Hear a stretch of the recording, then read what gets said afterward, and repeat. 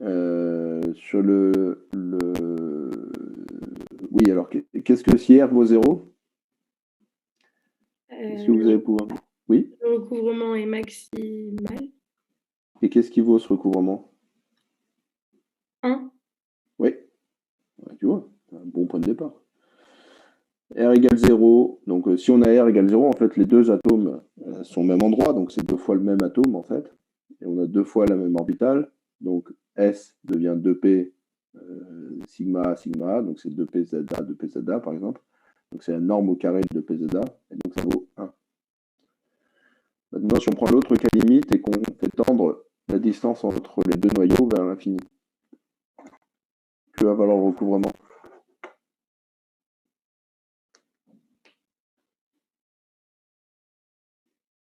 0 du coup.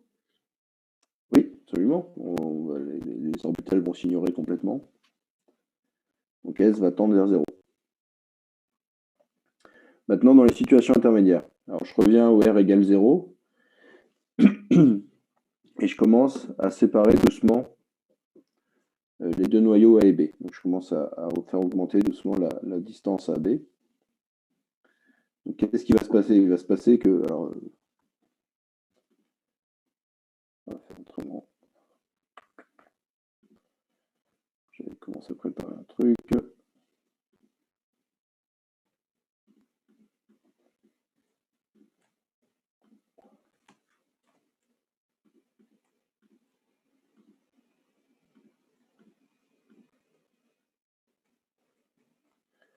Alors, je vais vous repartager autre chose cette fois. Ok. Donc là, vous voyez ma feuille PowerPoint. Donc là, j'ai mes deux orbitales P qui sont superposées. Maintenant, si je commence à séparer un peu, juste mettre un endroit.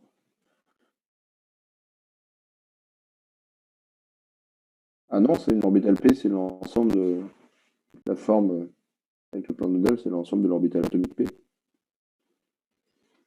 Donc si on passe de 0 et qu'on commence à décaler un peu, vous voyez que vous commencez à perdre la contribution. Donc les lobes qui se recouvrent, pardon, les lobes qui sont en phase ont une contribution positive au recouvrement, ici et ici. Et ici, vous avez une lobe ou une région où il y a un recouvrement de lobes qui sont en opposition de phase. Donc vous avez en plus une contribution négative qui va apparaître. Donc vous allez diminuer votre contribution positive et commencer à avoir une contribution négative au milieu. Donc S va varier comment?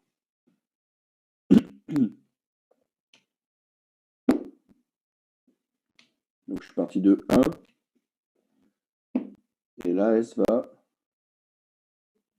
diminuer, absolument. C'est ce qu'on disait.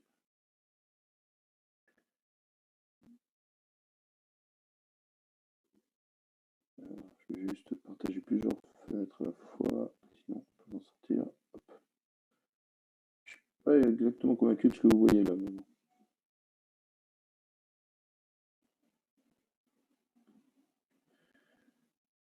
Ok. Alors pourquoi au centre on a des lobes qui sont en opposition de phase là, d'accord? On a un rouge et un bleu. Donc c'est une contribution négative au recouvrement cette fois. Donc on a à la fois on perd la contribution positive et en plus on gagne une contribution négative, disons. Donc on va voir S qui diminue. Maintenant si on continue d'augmenter R, donc on continue à décaler mes lobes, il arrive un point que je fais de façon totalement approximative, il arrive un moment où la contribution positive des recouvrements en phase, ici et ici, est égale à la contribution négative qu'on a avec le recouvrement entre les lobes en opposition de phase. Et donc S à ce moment-là va valoir 0. Donc c'est ce point-là. Qu'est-ce qui se passe si on continue d'augmenter R?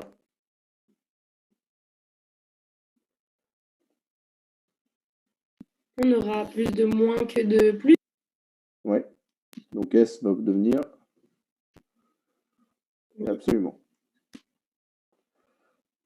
Donc notre S part de 1, on va diminuer. Vous voyez dans la petite...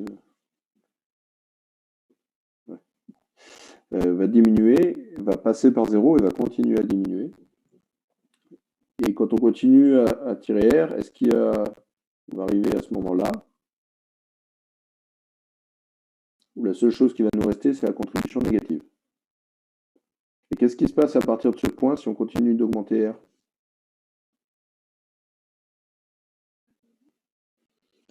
Oui, c'est-à-dire que cette fois, on va diminuer le recouvrement négatif, donc on va réaugmenter S jusqu'à tendre vers, on l'a dit tout à l'heure, et oui.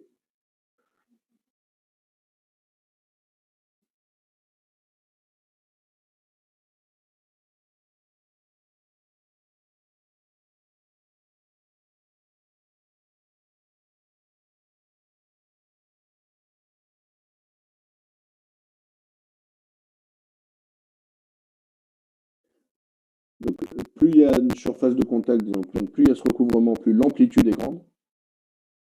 Et si les lobes sont en phase, c'est positif. Si les lobes sont en opposition de phase, c'est négatif.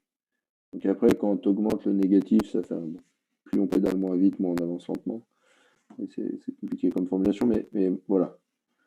Donc c'est ce que j'ai fait. J'ai fait mon dessin là et j'en ai refait un ici après pour vous. Donc on va avoir des ici quand les lobes sont superposés, d'accord. Donc on va avoir 1. Alors j'ai fait une pente nulle, il n'y a aucune raison à ça, je pense même que c'est faux. Ensuite on va commencer à décaler, donc on va diminuer la valeur de S.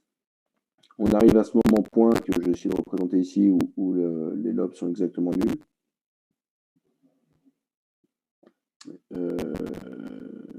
Alors vous verrez que les couleurs ne correspondent pas parce que j'avais dû inverser les couleurs pour faire un cas d'école avec mon collègue, ce qu'on va faire après.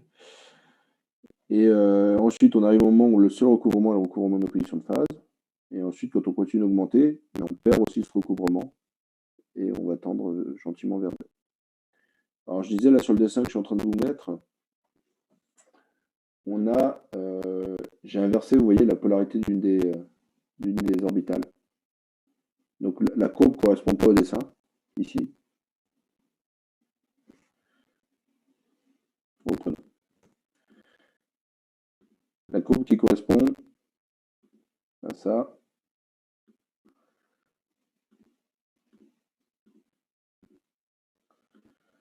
c'est celle-là.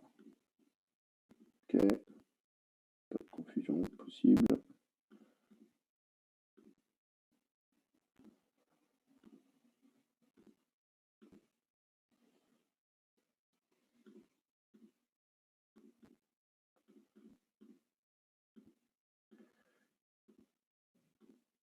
Voilà, donc ça c'est bien le schéma qu'on attendait. Donc on a les lobes qui sont superposés, on commence à les séparer, on perd la contribution positive qui vient des recouvrements en phase ici et ici, on gagne cette contribution négative qui est là. On arrive à un moment où cet R de recouvrement ici est égal à la somme des deux autres, donc on est à 0. On continue de tirer, et donc la contribution négative l'emporte sur les contributions positives, donc on devient un recouvrement négatif. Et jusqu'au moment où il ne reste plus de contribution positive du tout, et quand on continue d'étirer à partir de ce moment-là, on commence à diminuer cette fois la contribution négative. Donc on va remonter S et pour étendre gentiment vers 0. Correspond à ce point-là.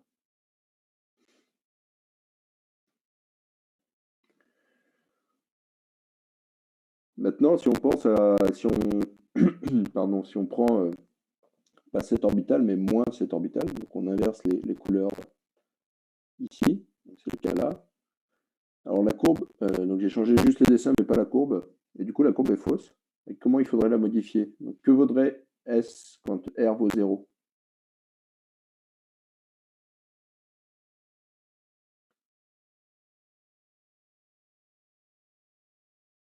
Il vaudrait 0, non? Alors, est-ce qu'il vaudrait 0? Qu'est-ce qu'on aurait comme recouvrement? Ou moins 1 plutôt, parce que ce serait négatif des deux côtés. Exactement. Donc, on n'aurait que des contributions négatives. Alors, excusez-moi, j'avais perdu le chat à un moment. que des contributions négatives. Et donc, le S vaudrait bien moins 1. Parce que, par ailleurs, si vous regardez cette fois si vous réécrivez ici la valeur de S, donc on aurait 2P sigma A moins 2P sigma A, donc on retrouverait moins le norme au carré, donc moins 1. Si maintenant on continue, donc on devrait partir de moins 1. Donc si on commence à séparer maintenant nos lobes, donc on commence à décaler A et B, qu'est-ce qui va se passer pour le recouvrement?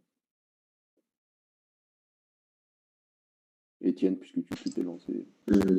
On augmente la contribution positive et on diminue la contribution négative.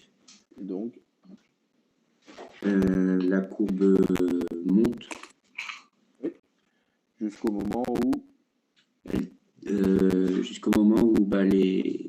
elle arrive à 0 et du coup là on retrouve à peu près le même schéma.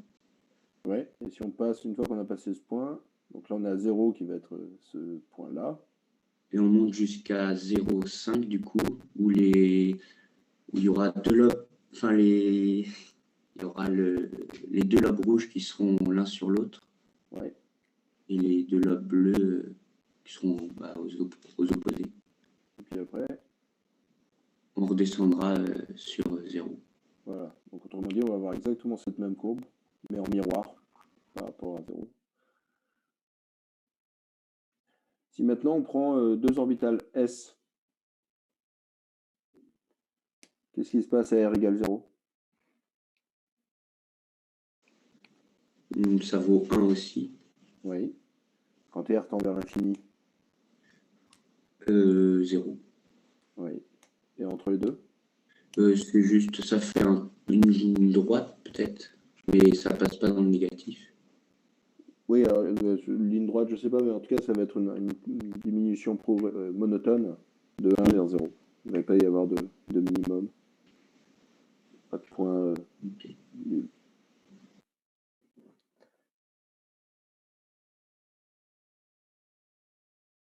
Donc si on a deux orbitales S, d'accord? Si je commence à en décaler une, donc je perds ma contribution, je perds un peu de la contribution positive. Puis je continue à décaler, je continue à perdre du recouvrement positif. Et je continue de décaler jusqu'au moment où j'ai un recouvrement nul. Donc je vais avoir une décroissance comme ça, monotone, qui va tendre vers 0.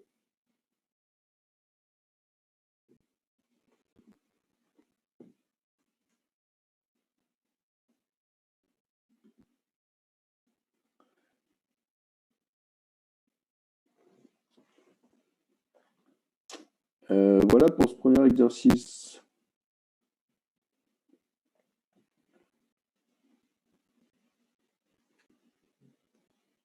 Est-ce qu'il y a des questions sur ce premier exercice? Est-ce que ça serait possible de réexpliquer juste le moment où on passe en dessous de l'axe des abscisses? J'ai pas trop compris pourquoi il y avait ça. Où S devient négatif? Oui.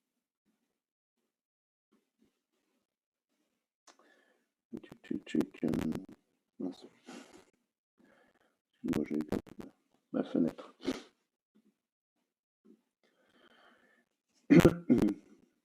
Est-ce que là, tu vois qu'on a une contribution positive qui vient de ce recouvrement bleu sur bleu, et ici rouge sur rouge? Oui. Et ici une contribution négative qui vient d'un recouvrement bleu sur rouge? Oui. Donc, tu vois qu'en déplaçant celle-ci vers la droite, on va diminuer ces recouvrements bleu sur bleu et rouge sur rouge et augmenter le bleu sur rouge. Ah oui. Et il y a un moment où ça devient exactement la même surface, donc on a 0 à ce moment-là. Et puis si on continue à partir de là à étendre, on arrive au point critique qui est où là on n'a plus qu'un recouvrement du bleu sur rouge. Donc ça c'est bien négatif. D'accord? Donc c'est pas nul, hein, mais c'est bien négatif. Et quand on continue à étirer à partir de ce point-là, on va toujours avoir une contribution qui est uniquement négative, mais qui va être de plus en plus faible. Et donc on va retendre vers 0. Ah oui, d'accord. D'accord, merci. Alors. monsieur. Oui. Juste, est-ce que, justement, quand on est tout en bas de la courbe dans le négatif, est-ce que ça a une valeur particulière ou pas? Non, je me risquerais pas. Oui, tout à l'heure, qui a dit un demi? Quelqu'un qui a dit un demi. Je n'ai pas corrigé. C'est pas aussi clair que ça. C'est pas très grave. C'est pour ça que je voulais vraiment une notion de qualitatif là. C'est-à-dire, on voit que ça descend, ça va passer en dessous de 0, et ensuite on va atteindre un minimum. Alors si on prend une opposition comme ça devient un maximum. Enfin, on passe un extrémum en tout cas. Et ensuite on tend vers 0. Ok.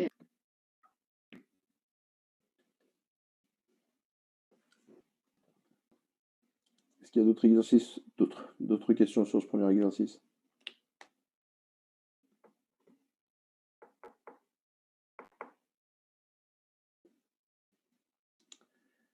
Eh bien, on peut passer au deuxième exercice sur l'énergie de liaison et HEH-. Est-ce que quelqu'un peut proposer quelque chose pour HEH-?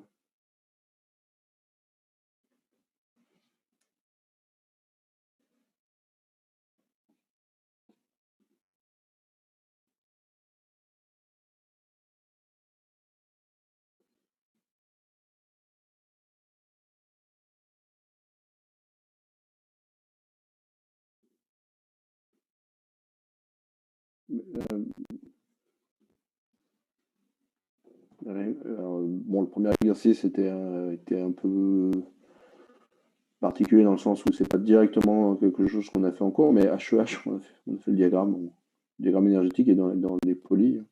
Oui, voilà, moi j'ai fait comme dans le cours, quoi. Bah, c'est très bien. Mais du coup, je vais pas montrer ça en tant qu'on monte direct. Bah si, t'as fait l'exercice? Ah oui, mais j'ai juste fait le diagramme et j'ai placé les électrons, quoi. Ouais, enfin bon, en TD, c'est rare qu'on vous fasse faire un truc Bah oui. Ah complètement oui, c'est qu'il y innovant. avait des petites utilités. Bah, s'il y en a, c'est vous qui vous en rendrez compte, c'est pas moi. Bah, je veux bien. Je veux bien aussi. Merci. On n'a pas fait l'énergie électronique de liaison pour HEH, si?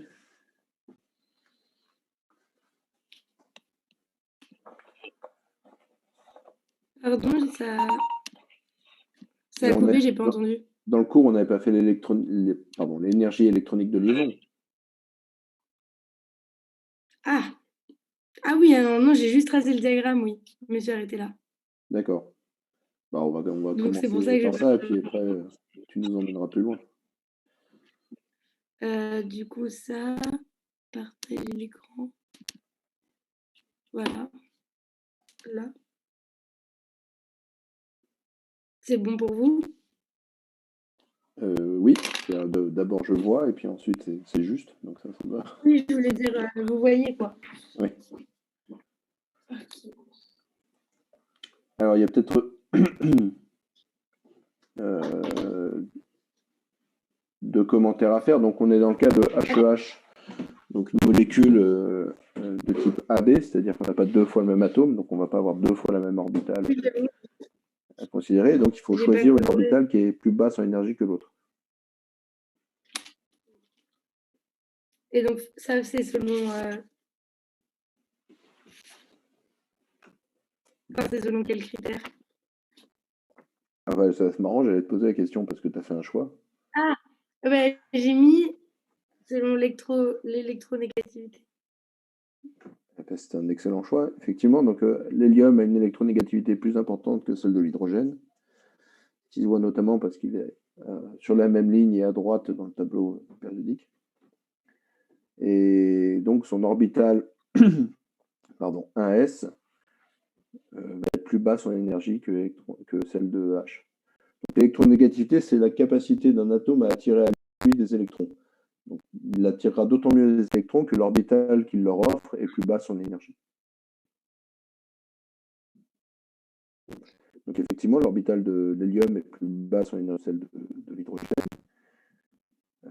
On va pouvoir former à partir de ça, je vais te prendre la parole, deux orbitales moléculaires. que tu vas nous décrire. Bah, du coup, une liante et une antiliante. Oui. Bah, voilà. Mais en fait, là, je me demande. Oui. Il n'aurait pas fallu mettre un S coloré, mais non, Alors, dans la liante, tu as 2 lobes qui sont comment? en opposition de phase. Pour la liante. Pour la liante, Oui. L'orbital sigma qui est en bas. oui, le sigma qui est en bas, ok. Bah, du coup, en phase. En phase avec. Qu'est-ce qu'il y a d'autre de remarquable? Bah, je sais pas. Alors, il s'agit juste de commenter ton dessin. Sur le dessin est juste. Par rapport aux électrons? Non, vraiment sur l'orbital. Voilà. On va mettre les électrons dedans après, enfin, même si ça apparaît déjà sur ton dessin, évidemment. À nouveau, donc l'orbitale, elle présente 2 lobes en phase. Oui. Et Je sais pas. ils sont de même taille. Ok, c'est la même taille du coup, parce que j'ai l'impression que j'en ai fait un plus grand que l'autre. Alors, je confirme que tu en as fait un plus grand que l'autre. C'était une question. Est-ce qu'ils sont de même taille? Bah non, je pense pas. C'est pas c'est pas le même atome. Oui. Alors, comment tu choisis quel orbital va avoir une contribution plus importante que l'autre? Bah, là, j'avoue que je sais pas.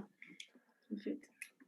Alors, ça sortirait des calculs, mais juste sur le dessin, si votre niveau moléculaire est plus près d'une des 2 orbitales atomiques, c'est cette orbitale atomique qui aura la contribution la plus forte. Donc là, HE. Donc là, HE. Ouais. Et du coup, pour l'antiliante, que je te laisse nous décrire complètement. Antiliante, du coup, en opposition de phase, et plus près du H. Donc, bah, je me suis... Si. La plus grosse orbitale, non, je sais pas comment m'exprimer, vient du H. C'est Oui. la contribution du H. Oui, le lobe le plus important sera sur l'orbitale atomique de l'hydrogène et pas de l'hélium. Très bien. Est-ce que tout le monde est d'accord au moins sur cette première étape?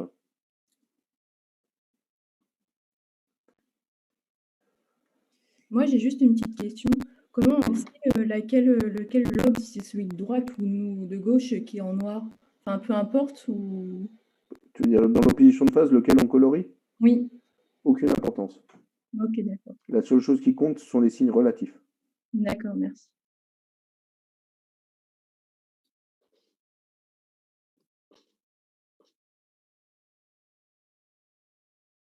Coloriés soit tous les 2 vides. J'ai pas... mince. J'ai pas entendu. Je sais pas si vous m'avez parlé, mais ça a coupé. Ça coupe? Ouais, je sais pas pourquoi mon réseau est pas très bon aujourd'hui. Donc je vais peut-être arrêter ma vidéo, ce sera toujours ça de gagner. Ce qui compte, ce sont les signes relatifs. Oui. Donc, vous pouvez avoir dans la liante, là, tu as choisi de ne colorer aucun des 2 lobes, mais tu aurais pu aussi bien décider de colorier les 2. Donc, ce qui compte, c'est que les 2 soient représentés de la même façon. Et dans l'antiliante, ce qui est important, c'est qu'il y ait une différence entre les 2. Ok.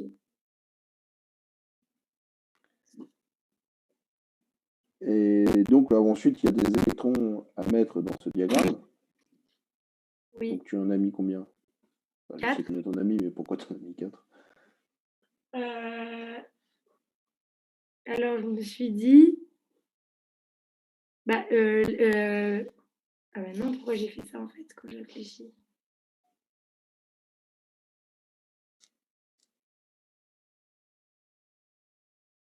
Si, non.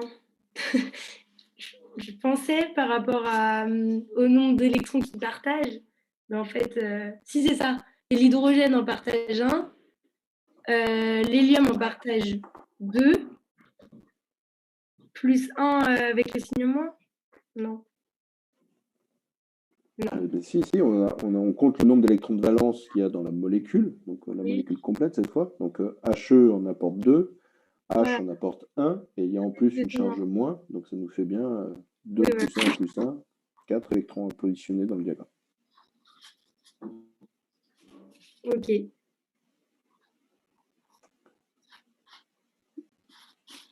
Donc, tu as mis tes 4 électrons dans le diagramme, 2 dans l'orbitale liante et 2 dans l'orbitale antiliante. Oui. Très bien. Bon, bah voilà. Et alors, maintenant, non.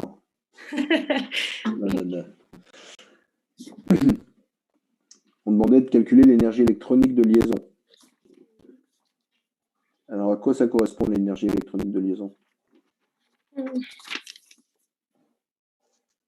Bah, non, c'est pas l'énergie de formation.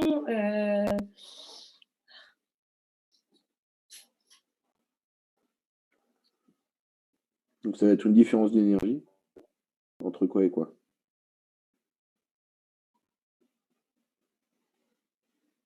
À l'instinct. Entre les atomes seuls et dans la molécule. Oui. Alors, donc il y a une contribution qui est la répulsion des noyaux, d'accord, qui va être le QAQB sur RAB. On va faire la différence entre QAQB sur RAB quand on est à l'équilibre et quand on est dissocié. Alors, quand on est dissocié, comme R tend vers l'infini, ça vaut 0, il ne restera plus que la valeur à l'équilibre. Donc ça, c'est une contribution nucléaire. Et il y a une contribution électronique.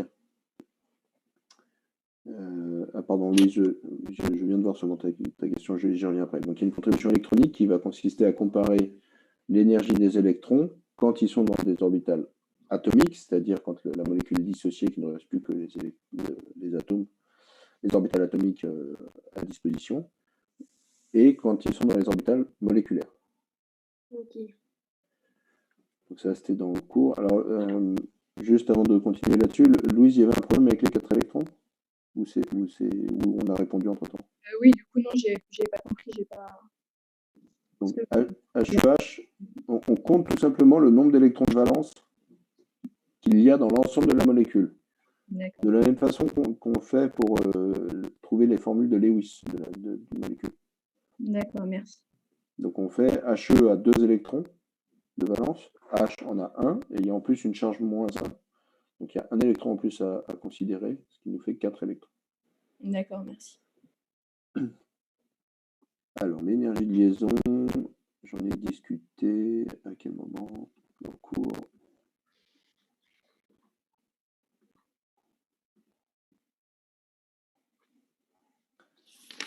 Je te prends la main, Axel. Mais... Ah oui, pardon. Non, je t'en porte pas, mais je te reste dans le coin.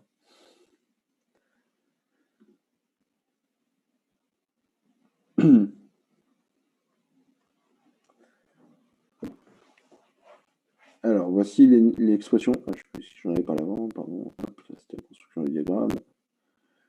Remplissage, ok. Donc, l'énergie totale du système, c'est bien la contribution électronique plus la contribution nucléaire. Et quand on regarde l'énergie de liaison, on regarde la différence entre cette énergie totale. Donc, ça, c'est l'énergie de liaison totale. On regarde l'énergie, la différence entre l'énergie totale quand la molécule est formée, moins l'énergie totale du système dissocié. Et si on développe l'expression des U, on va se retrouver avec la différence des énergies électroniques entre la molécule formée, donc entre les orbitales moléculaires et les orbitales atomiques, plus ce terme QAQB sur RAB. Vous voyez bien que quand le système est lié, quand on a formé la molécule, on aura bien les électrons qui vont dans les orbitales moléculaires. Donc l'énergie du système, c'est ici 2 fois epsilon 1 plus epsilon 2. On a 2 électrons avec une énergie epsilon 1 et un électron avec l'énergie epsilon 2. Et quand on dissocie, on revient au niveau atomique de A d'une part et B d'autre part. Et donc on va se retrouver, alors en fonction de comment les électrons se répartissent, mais par exemple avec 2 fois alpha A et 1 fois alpha B.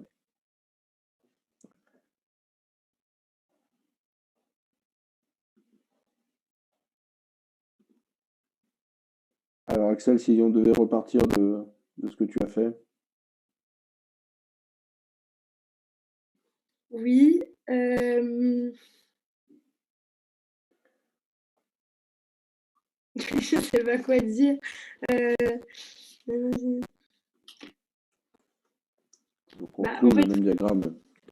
ça doit être SN. Ici, j'ai mis les 4 électrons tout pareil. On a une configuration électronique qui est donc sigma 2 et sigma étoile 2. Et on a les expressions de epsilon et epsilon étoile qui étaient en cours. Et avant que vous me posiez la question, je ne vous demande pas de savoir par cœur que epsilon va être alpha HE plus bêta moins alpha HES au carré sur alpha HE moins alpha H. Ce que je vous demande, c'est de savoir comment on retrouve ça facilement. Alors, comment on retrouverait ça, ma pauvre Axel, toi qui es Mais en fait, déjà, défini volontaire? sigma au carré, sigma. Comment on dit? Bref, on le sait, c'est au carré parce qu'il y a 2 électrons dans cette configuration, c'est ça? Oui, oui, c'est de la même façon que vous écrivez un S2, 2 S2, 2 P6. Oui, ok, oui, c'est le nombre d'électrons dans le. Okay. Oui. Alors, comment on retrouve epsilon et les expressions de epsilon et epsilon étoile?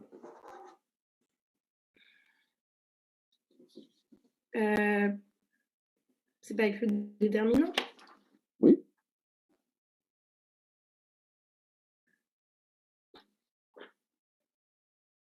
Donc il faut écrire le déterminant séculaire d'un système à deux orbitales, donc un déterminant 2 par 2. Et la résolution du déterminant nous conduit à ces expressions. Alors, dans ce cas-là, on a fait aussi un développement limité, un peu plus. Dans le cas avec l'étoile? Non, dans le cas où on ne néglige pas le recouvrement S et qu'on a 2 orbitales différentes. Ça donne des expressions un peu plus compliquées que dans d'autres cas. Et donc là, on était censé le faire dans l'exercice, en fait, le déterminant, tout ça. Oui, pour avoir la suite, il faut avoir une expression quand même. Mais vous l'aviez dans le cours. Donc à la suite de ça, énergie totale?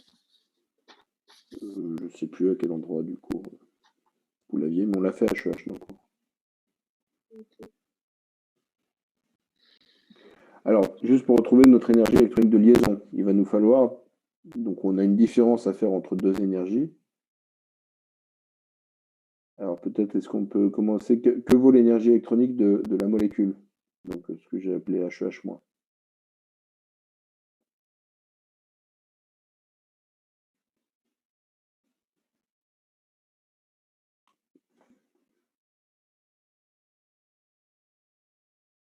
Là, une fois que le système est formé et que j'ai des molécules.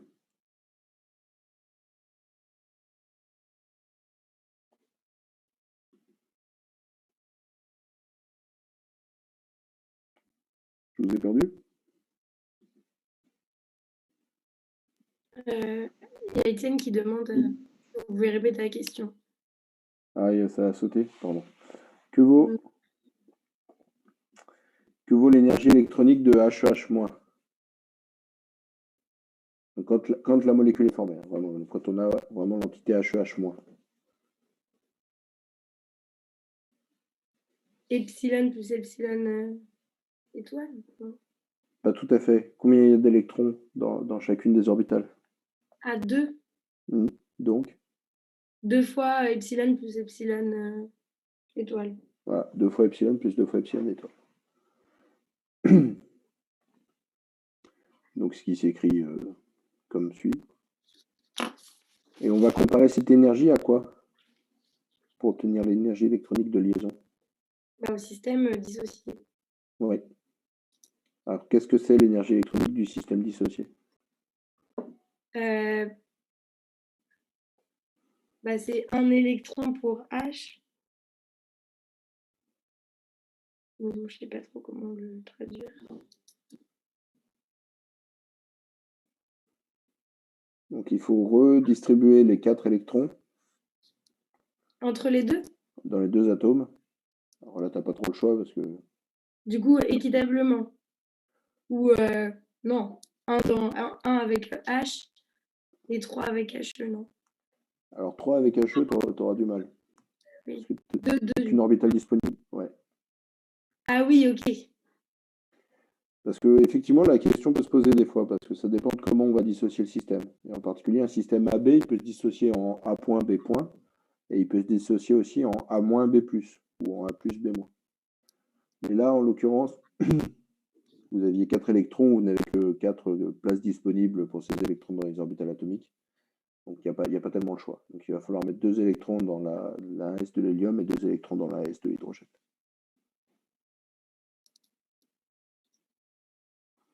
Alors, c'est bon? Oui.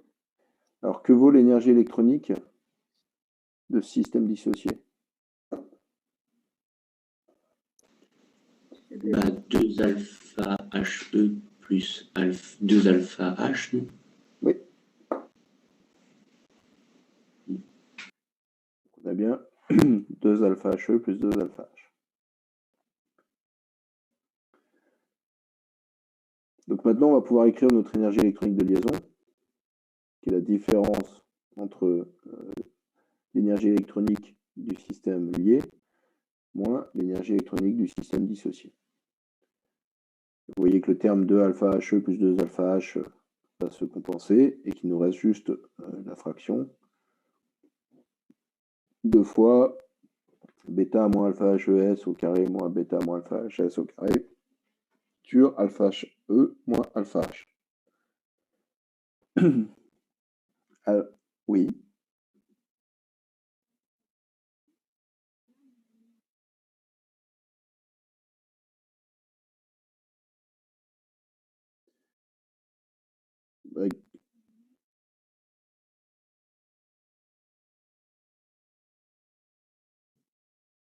En fait, pour l'hélium, on ne peut pas rajouter des orbitales en cours de jeu, ou alors il faut prendre tout en compte au début. Donc pour l'hélium, la seule orbitale dont tu disposes, c'est l'orbitale 1s. Donc tu ne pourras pas y mettre plus de 2 électrons. Et pareil pour l'hydrogène. Donc là, en l'occurrence, on n'a pas tellement le choix. Mais la question peut se poser dans d'autres cas. J'ai volontairement choisi un cas où la question ne se posait pas. Donc, quel est... bon, ça a apparu brièvement à l'écran, mais qu'est-ce qui va nous intéresser sur cette différence maintenant qu'on l'a faite, dans le but de répondre à la question qui vous est posée dans l'énoncé?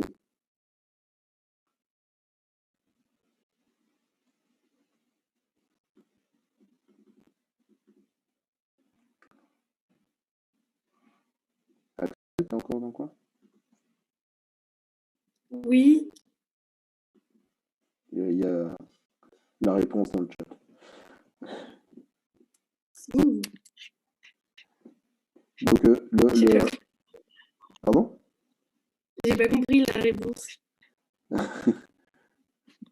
Alors, donc, la question qui est posée, c'est de savoir si la molécule est stable vis-à-vis de la dissociation. Ok.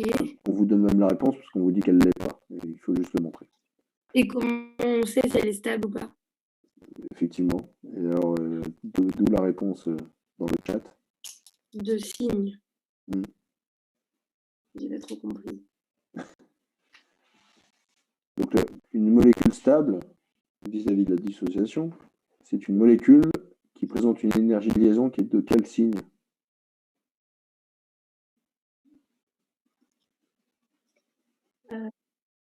Ah, c'est pas de chance, ça, une chance sur 2.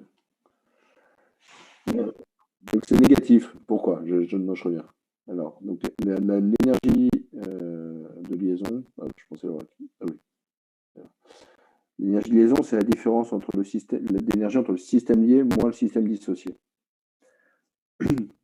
Donc un système va toujours chercher à diminuer son énergie, on est d'accord, à minimiser son énergie. Donc il veut aller toujours vers l'énergie la plus basse. Donc pour que le système soit stable, il faut que l'énergie du système moléculaire soit plus basse que l'énergie du système dissocié. Ce qui veut dire que cette différence d'énergie-là est négative. Alors pour être plus précis, ça c'est vrai sur l'énergie totale. D'accord? Il faut que l'énergie totale de liaison soit négative. Dans l'énergie totale de liaison, il y a 2 contributions. Il y a la contribution nucléaire et la contribution électronique, comme je disais tout à l'heure.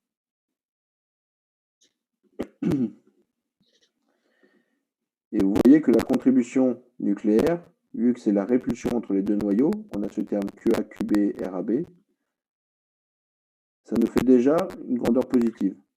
Donc il faut que cette contribution électronique, il faut forcément qu'elle soit négative pour au moins compenser le terme nucléaire et même gagner plus que ça.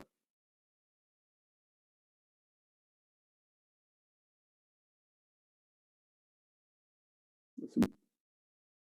Est-ce que c'est bon pour tout le monde, ça?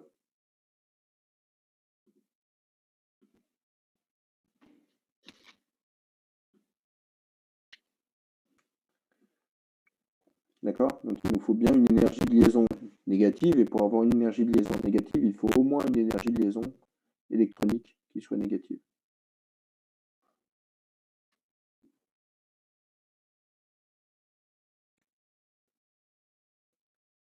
Autrement dit, si vous trouvez par hasard que votre énergie électronique de liaison est positive, ce n'est pas la peine d'aller vérifier la contribution nucléaire. De toute façon, le système ne sera pas stable.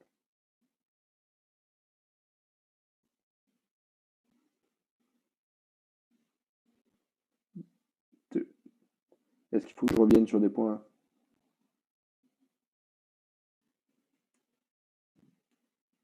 Ok. Alors, il nous reste à surveiller. Il faut qu'on connaisse le signe de ce terme-là. Bon, pour avoir le signe d'une fraction, on regarde le signe du numérateur et le signe du dénominateur. Alors, le signe du dénominateur, ça va être facile. Alpha HE moins alpha H est de quel signe? Négatif. Oui. Donc alpha HE moins alpha H est négatif. Et il nous reste le signe de ce truc. Alors, bah, bon, je sais pas.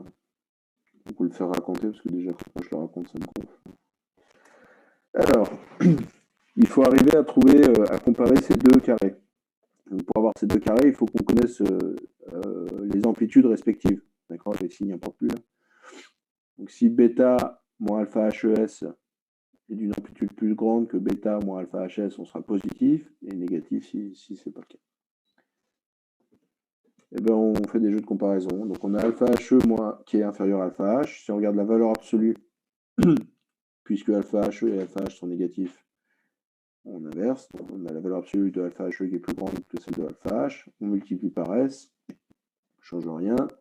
On fait bêta moins tout ça. On va retrouver, réinverser la relation entre les deux. Donc, on a bêta moins alpha HES qui va être plus petit que bêta moins alpha HS. Et donc, si on élève tout ça au carré, on voit bien que ce terme-là, bêta alpha moins alpha HES au carré moins bêta moins alpha HS au carré est négatif.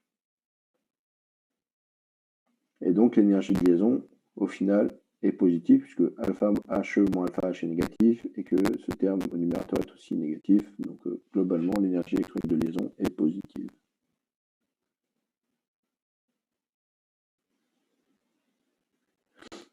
Ce qui veut dire qu'il faudrait fournir de l'énergie au système pour assurer la cohésion du système, et donc le système est instable vis-à-vis de la dissociation.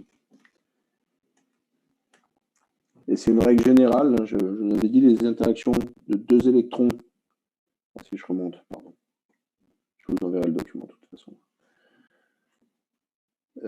Si on n'avait que deux électrons, donc si on a une interaction à deux électrons pour deux orbitales, vous voyez qu'on va remplir à chaque fois les combinaisons liantes, et donc on va stabiliser le système.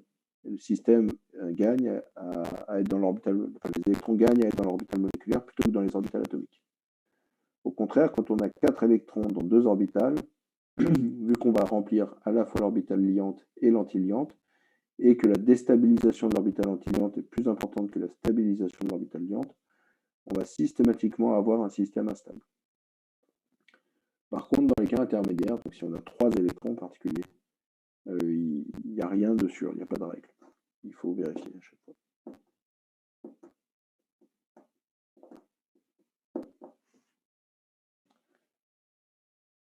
Voilà pour cet exercice 2. S'il y a des questions. Est-ce qu'on peut juste reprojeter quand on prouve que bêta moins alpha H? Ouais. Merci. Je vous l'envoie dès la fin de TD.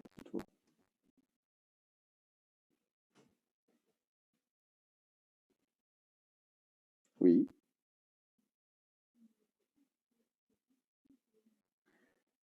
Non, je ne vais pas pouvoir parce que j'ai pas. Il a fallu que je le refasse et j'ai pas eu le temps de le scanner. Mais je ne vous oublie pas. Il est prêt.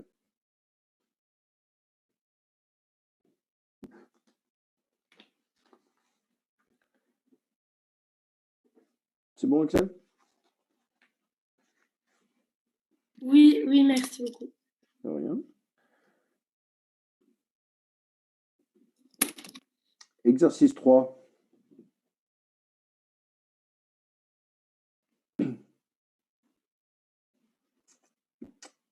À qui la parole?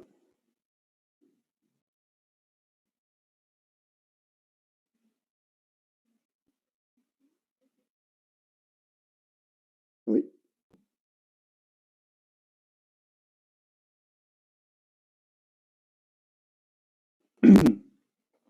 Bah, S égale 0, c'est justement pour simplifier le problème. Parce que dans la construction du diagramme, ça devient très facile, normalement. Les énergies prennent une expression très simple. Où est-ce qu'il est, moi? S égale 0.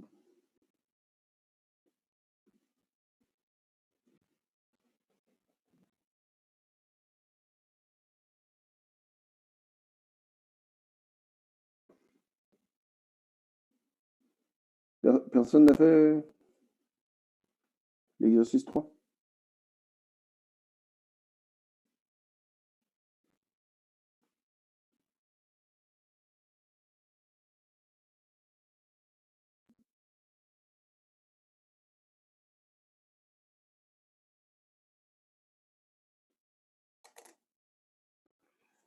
Et d'accord.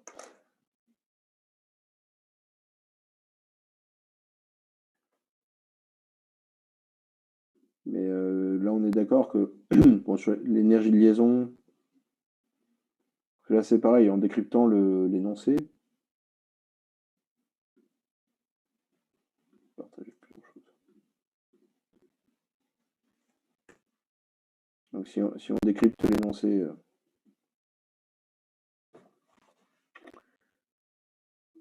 donc on vous demande d'évaluer en électronvolts la valeur de bêta pour la molécule de H2, avec l'hypothèse S égale 0. Et pour faire ça, on vous donne l'énergie de liaison totale de la molécule, la distance entre les deux atomes, et puis des facteurs de conversion. Bon, manifestement, il convient d'écrire l'énergie de liaison totale de la molécule et de voir si elle s'exprimerait pas par hasard en fonction de bêta, ce qui nous permettrait en retour de trouver une valeur pour bêta.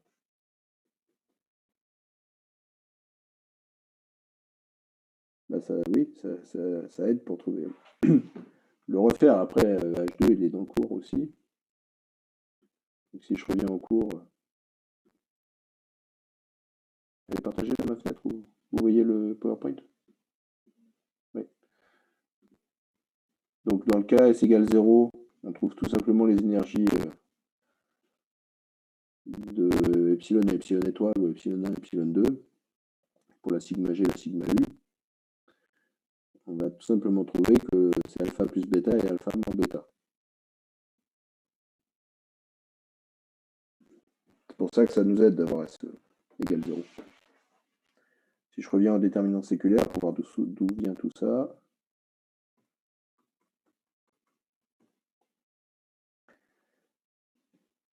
Donc là, on a le déterminant séculaire. Hop. Voilà, plutôt.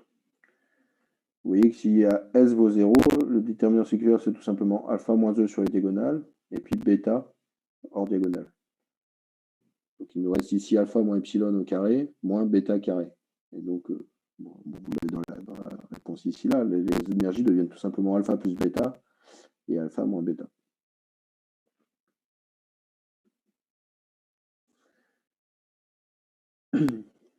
Après, on peut...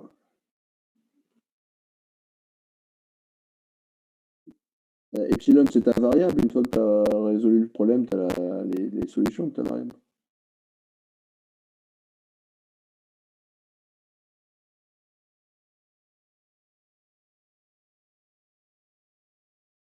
Oui, mais alors, Donc, ce qu'on donne dans le système, dans le problème, c'est l'énergie de liaison. Donc, il faut écrire l'énergie de liaison du système. Donc, l'énergie de liaison totale du système, elle a une contribution, comme on l'a dit tout à l'heure. Hein.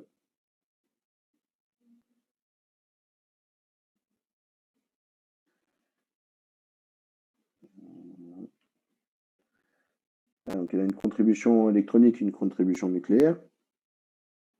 Donc, la contribution nucléaire, ça va être le QA/QB sur RAB. Ça tombe bien parce que dans l'énoncé, vous avez la distance RAB à l'équilibre. Et une contribution électronique. Alors, comment s'exprime l'énergie électronique de H2?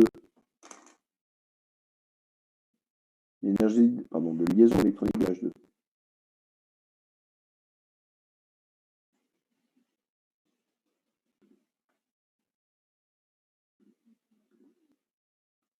Oui, alors comment on l'applique? Là, je vous demande de rien d'inventer. Beaucoup.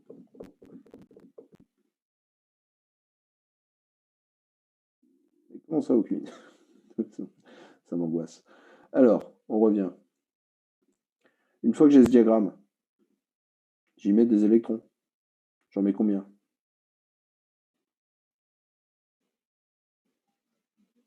Oui, 2 électrons. Donc l'énergie électronique du système lié, ça va être combien?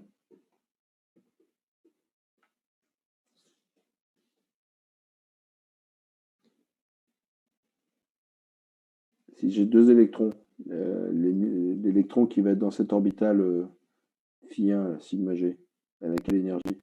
Il a quelle énergie, pardon?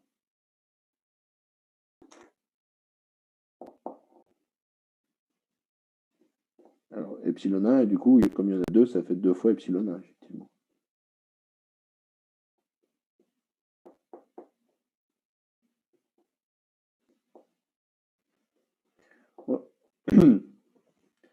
Les epsilon qu'on a calculés, on est d'accord que ce sont les énergies qui correspondent aux orbites.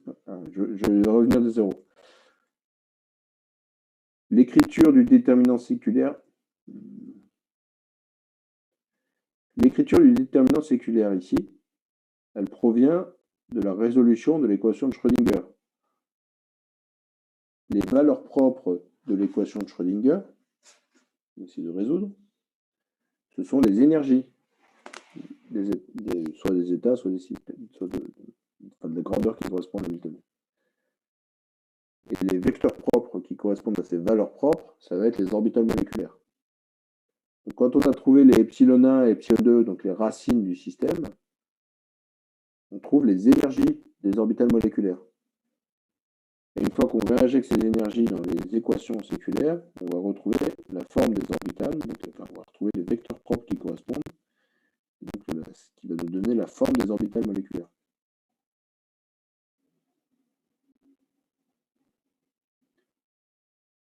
C'est ce qu'on représente sur le diagramme. Sur le diagramme, on représente les orbitales atomiques avec l'énergie qu'on a au départ pour les orbitales atomiques. La résolution du système moléculaire nous donne les racines, donc les énergies qui correspondent au niveau moléculaire, donc epsilon 1, epsilon 2. Et une fois qu'on a ces racines, on peut obtenir en plus la forme des orbitales moléculaires, qui va nous dire que là, on a des lobes en phase et là, des lobes en opposition de phase. Mais si le recouvrement est de 0, normalement, ça veut dire qu'on n'a pas les deux lobes ne seraient pas en phase ni en déphasage, non? Alors, en fait, oui, j'ai mis S égale 0, c'est S négligeable en fait. On va considérer que c'est négligeable et ce qu'on va négliger, c'est plutôt, si on revient au déterminant où on ne fait pas cette. C'est plutôt ce qu'on va négliger, c'est epsilon S vis-à-vis de bêta. Ok. Et c'est juste que c'est une première approximation qui permet d'avoir très facilement les expressions pour epsilon 1 et epsilon 2. D'accord.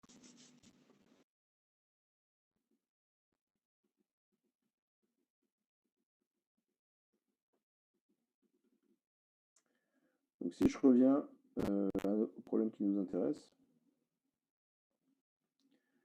donc j'ai tracé mon diagramme. J'ai mis les 2 électrons. Il faut maintenant que je calcule l'énergie totale de liaison du système, puisque c'est une donnée du problème. Et il faut que je trouve si cette énergie totale de liaison, elle ne peut pas s'exprimer en fonction de bêta. Donc dans l'énergie totale de liaison, j'ai une contribution électronique et j'ai le terme de répulsion nucléaire qui, dans le cas de H2, s'exprime juste en 1 sur RH2. L'énergie électronique de liaison, ça va être l'énergie électronique du système lié moins l'énergie électronique du système dissocié. Donc ça va être 2 fois epsilon, donc 2 fois alpha plus 2 fois bêta, enfin 2 fois alpha plus bêta plus exactement, moins l'énergie du système dissocié. Donc dans le système dissocié, j'ai un électron dans chaque hydrogène, et si vous mettez les 2 électrons dans le même hydrogène, ça ne va pas changer grand-chose. Chaque électron aura l'énergie de l'orbital atomique, donc alpha. Donc l'énergie électronique du système dissocié, c'est 2 alpha. Donc si je calcule l'énergie électronique de liaison de H2, je retrouve 2 fois alpha plus bêta moins 2 alpha, c'est-à-dire 2 bêta. Au passage, comme bêta est négative, vous voyez bien que cette énergie électronique de liaison est bien négative et qu'on peut avoir un système stable. Donc après, il nous reste à écrire l'énergie totale de liaison, qui devient 2 bêta plus 1 sur R, mais en fait c'est DHH là, ce serait DHH qui est donné dans le problème. Et donc bêta, c'est simplement l'énergie totale de liaison moins 1 sur la distance à l'équilibre, de tout divisé par 2. Il faut juste faire attention que du moment où vous avez écrit les choses comme ça, il faut tout mettre en unité atomique, c'est-à-dire l'énergie en arterie et les distances en bord, avant de faire votre application numérique.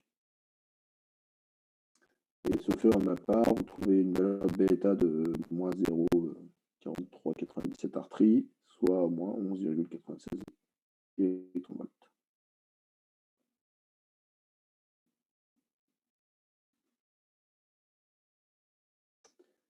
Parce que dans H, il y a un proton, donc ça fait une charge de 1. Donc 1 fois 1, ça fait 1.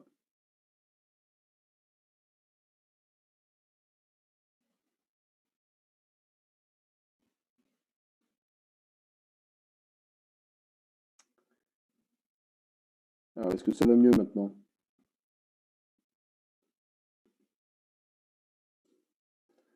Ça fait déjà une petite victoire, mais merci Excel. Ok.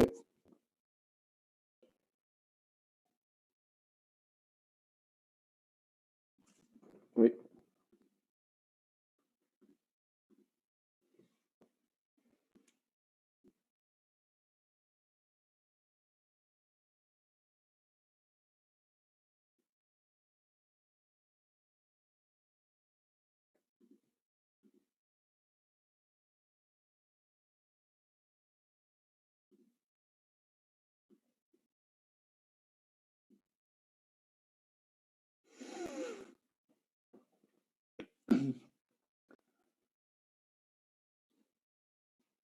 Alors, est-ce que quelqu'un a d'autres questions sur cet exercice? Vous voyez que c'était en gros 2 fois le même exercice. Hein, c'est-à-dire qu'il fallait écrire l'énergie de liaison.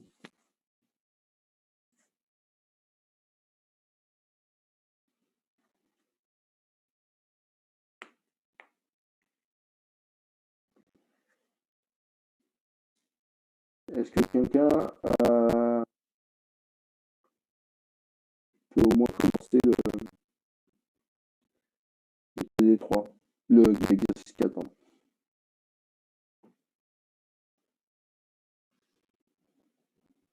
On avait vu une partie de cet exercice au moment où j'introduisais les charges atomiques nettes, le calcul de charges atomiques nettes. On revient sur HEH.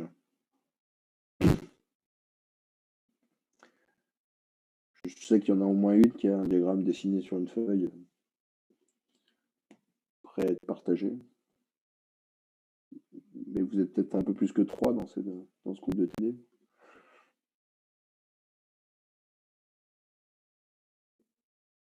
Oui, bah, ce qui change, c'est quoi entre HEH- et HEH+? Ouais, 2 même, ouais. Mais c'est tout, finalement. Au moins pour répondre aux premières questions, c'est pas. Non, mais juste sans partager, puisque là, dans l'énoncé, vous avez le.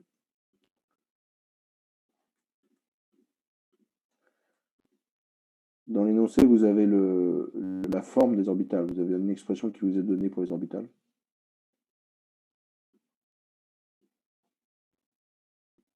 D'accord? Donc cette fois, on vous donne vraiment les coefficients pour l'orbital phi alors, phi et phi étoile. On va appeler sigma et sigma étoile tout à l'heure. Alors, est-ce que tu penses que c'est en accord avec ce que tu avais dessiné?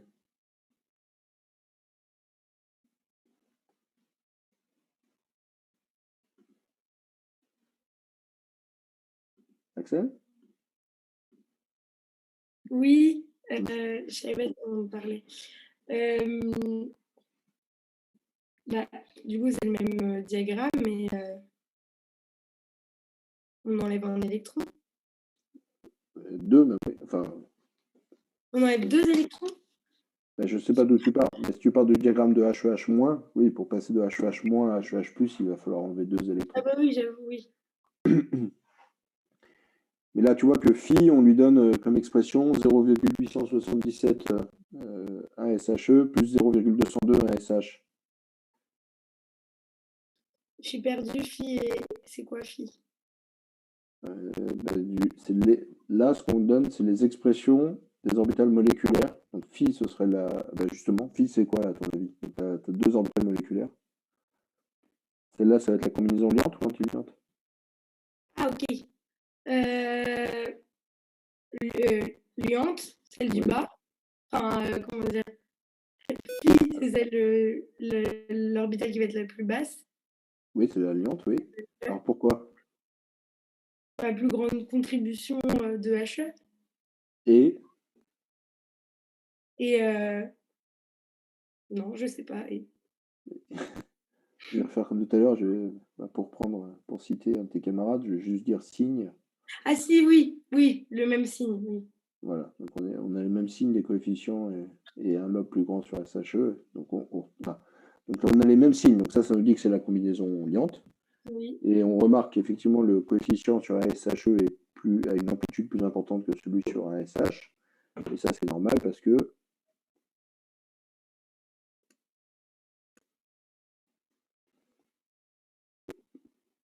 pourquoi le lobe est plus important sur un SHE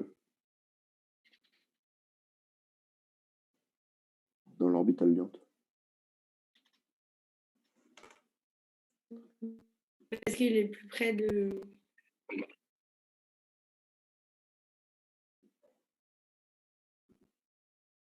Parce que HE est plus électronégatif et donc l'orbitale liante. Voilà. Et donc l'orbitale liante a une contribution plus forte sur cette orbitale atomique qui est plus proche en énergie.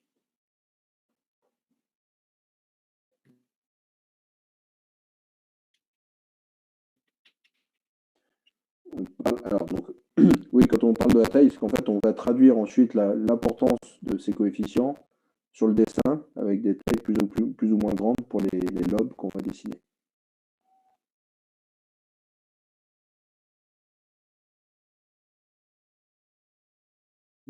Dans la combinaison liante, oui. Je reviens au dessin. Et puis je l'ai passé. Donc là, l'électronégativité de HE fait que l'orbital S de HE est plus basse en énergie. Donc l'orbitale moléculaire liante, sigma est plus proche de alpha HE. Donc on retrouve bien une contribution plus importante sur cette orbitale, donc un coefficient qui est plus grand, qui a une amplitude plus grande que sur H-. Et au contraire, pour phi étoile, on a des coefficients qui sont de signes opposés, donc on a des oppositions de phase entre les deux, et on a une amplitude plus importante sur un SH que sur un SHE.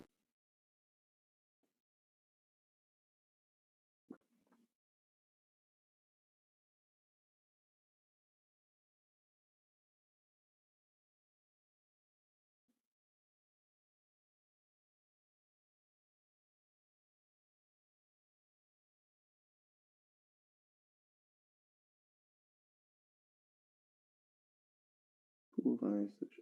Ben oui, la sigma étoile est plus proche en énergie de 1 SH. Plus grand. Parce que là, la sigma était plus proche en énergie de HE, donc la contribution sur 1 SHE était plus importante.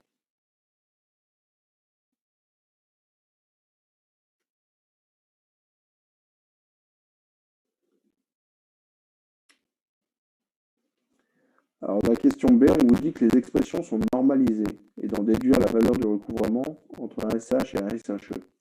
Qu'est-ce qu'on va calculer pour répondre à la question, donc pour trouver la valeur de S?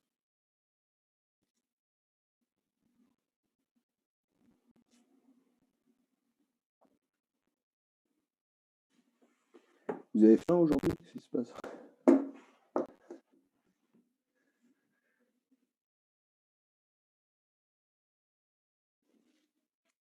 Merci Barthélémy. Donc, ce qu'on cherche, c'est... non.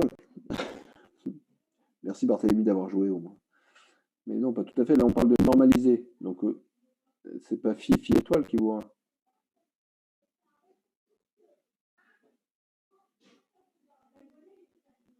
C'est... qu'est-ce qui vaut 1? Oui. Donc, on va se normaliser, ça veut dire que la norme de phi et la norme de phi étoile valent 1. Les normes de phi et phi étoile valent 1. Donc, il faut qu'on regarde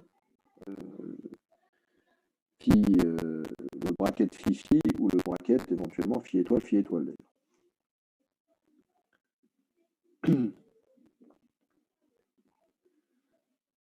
Alors comment on fait ça? On va tout simplement développer les expressions phi et phi étoile telles qu'elles nous ont été données.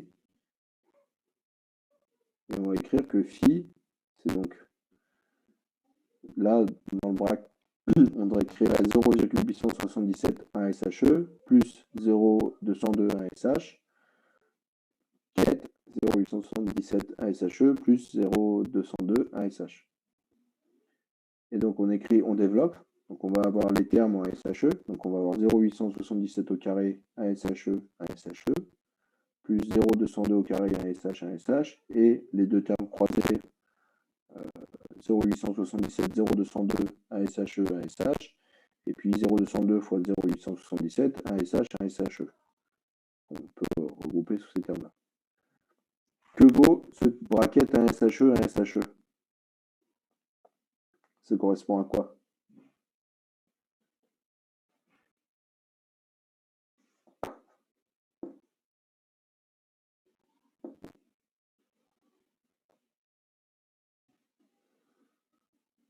Oui, 1, absolument, mais pourquoi?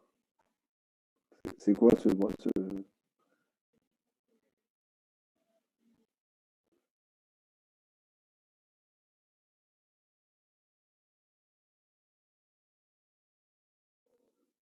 Ah bah si c'est nul, c'est 0.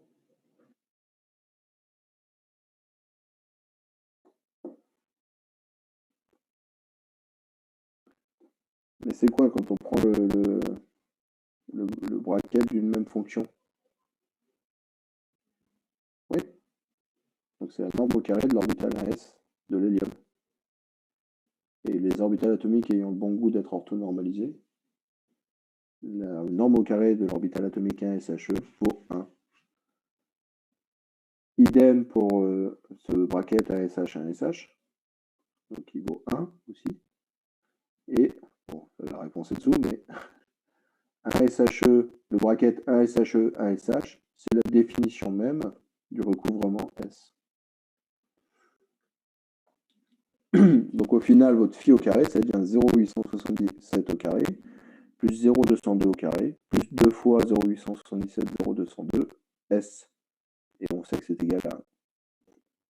Et donc le recouvrement, c'est 1 moins ces deux carrés divisé par 2 fois 0,877, 0,202. Et si je ne me suis pas trompé, ça fait 0,536.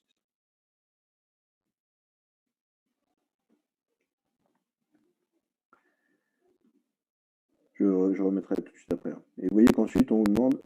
ah oui, par ailleurs, on recouvrerait... si on faisait le calcul non pas de phi, mais de phi étoile, on retrouverait, enfin, j'espère, la même valeur pour S.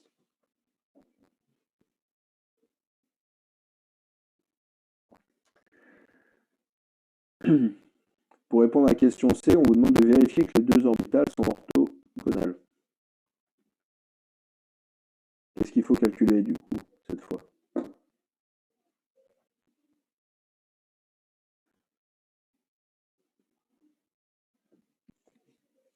Phi étoile, enfin braquette de phi étoile égale Le 0. bracket phi étoile, ce qui avait été prédit plus tôt. Donc on écrit, alors là je n'ai pas gardé les chiffres, j'ai remplacé, j'ai écrit juste qu'il y avait un coefficient pour l'hélium, un coefficient pour l'hydrogène, et dans l'orbitale antiliante, j'ai utilisé la même notation mettant étoile. Donc ça c'est le coefficient pour l'orbital 1 SHE dans la phi étoile, et ça c'est le coefficient pour l'orbital 1 SH dans la phi étoile. Et là pareil, le coefficient de HE dans phi et le coefficient de H dans phi. Et si vous faites ce calcul, yeah, des bugs, vous pouvez développer le bracket et vous trouvez les termes en SHE, donc CHE, CHE étoile, plus un terme en SH, donc CH, CH étoile, et les deux termes de recouvrement, donc CHE, CH étoile et CH, CHE étoile. Et si vous faites l'application numérique, à nouveau, vous trouvez à peu près 0. Je crois qu'on trouve 0,001 en fait, à cause des approximations numériques.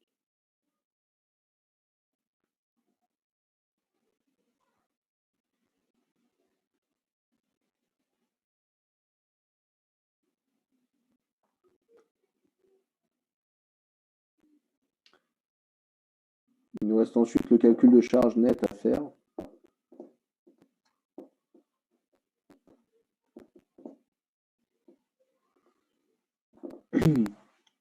Donc, comme on l'a fait dans le cas de l'hélium, de HF,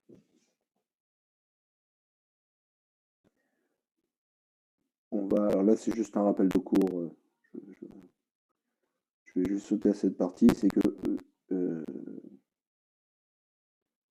on va écrire la population électronique pour un électron dans une orbitale phi comme ayant une contribution sur l'hélium qui va valoir CHE au carré, donc le coefficient de cette,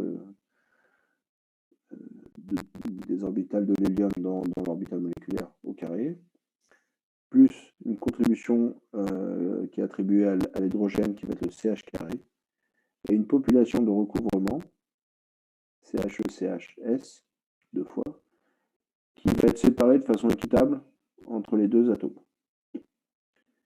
Alors, je préfère maintenant la version que je vous ai fait dans le cours là-dessus. On va revenir un tout petit peu dessus.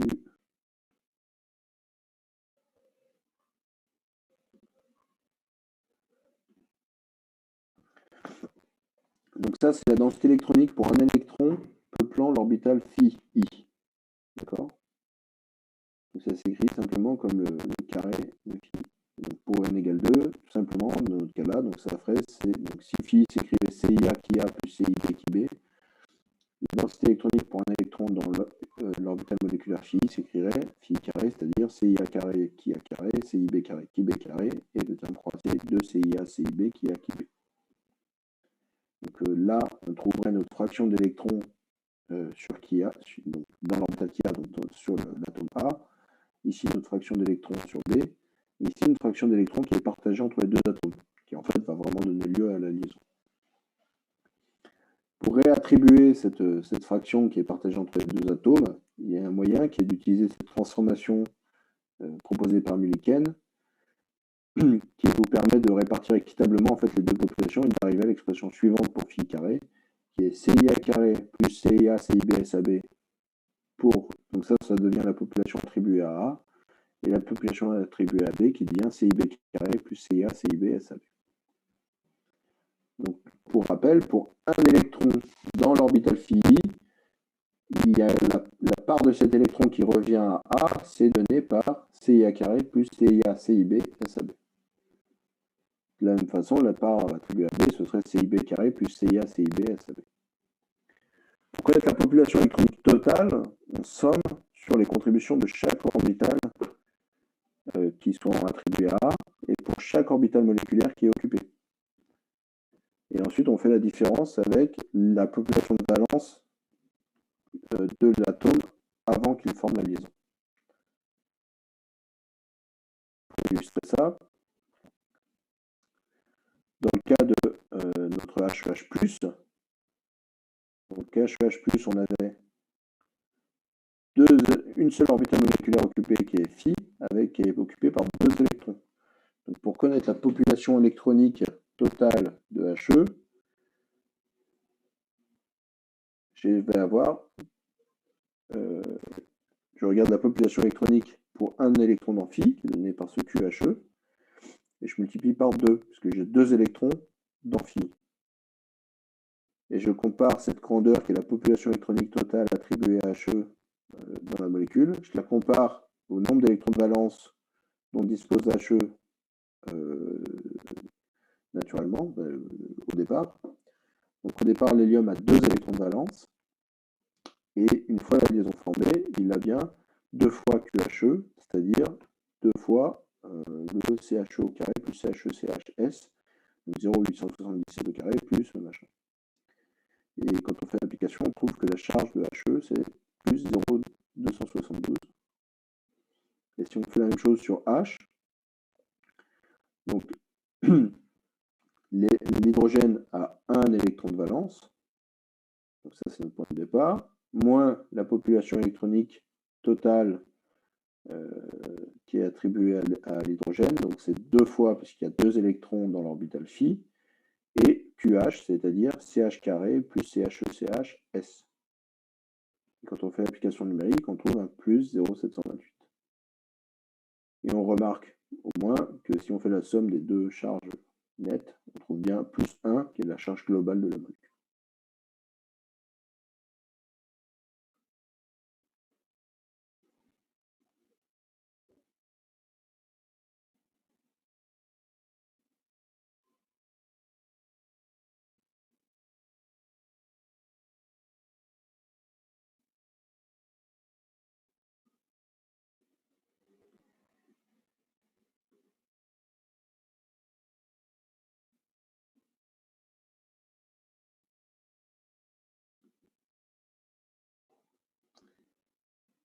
Est-ce qu'il y a des questions?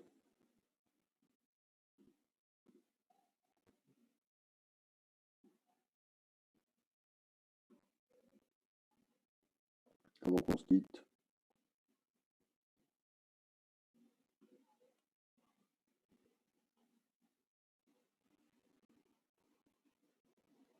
Je vous renvoie à l'exemple du cours aussi qu'on a fait sur HF, où de la même façon, je vais vous donner la forme des orbitales moléculaires.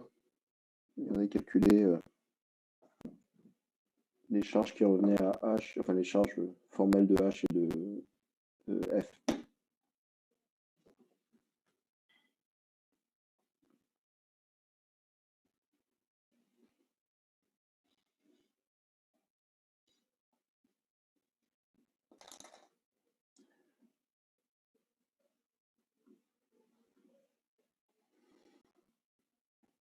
Bon.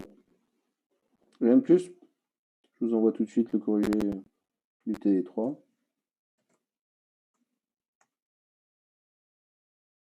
Et de rien. Merci.